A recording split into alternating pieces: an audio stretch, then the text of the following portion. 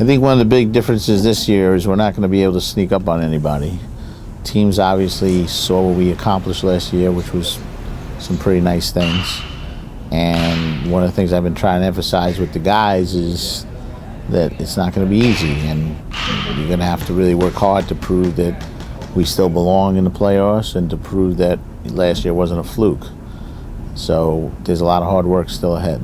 I got pretty high expectations. Obviously, making the playoffs last year gave us a real taste for what we want to accomplish.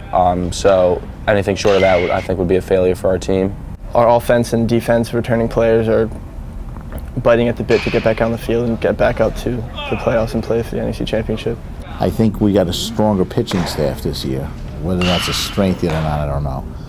Defensively, we're not going to beat ourselves. I mean, that's one of the things that I've prided myself on since the day I walked in here, that we're going to play defense, and I assume that will continue.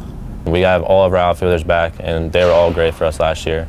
Obviously, losing Kresge, that'll hurt, but we have two guys that can fill the spot, and we have a couple third basemen that'll pick up the slack too.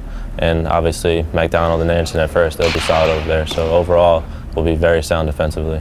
Kyle Weeks is as good a clutch hitter as I've ever seen. Defensively, he's just a standout, always has been.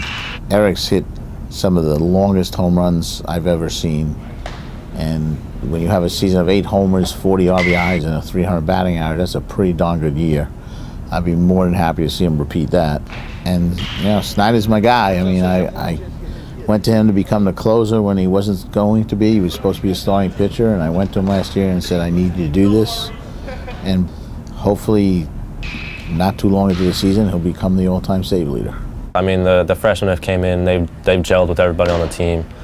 The seniors, we're doing our part, and the freshmen and sophomore, they're just doing their thing. And hopefully this season, when we get out on the field next weekend, we'll all put it together and everything will come along just fine. I don't think people realize how important those 4 seniors were, but you know, you don't replace them as much as hopefully you replace the total of them with 8 kids having to do the work of 4.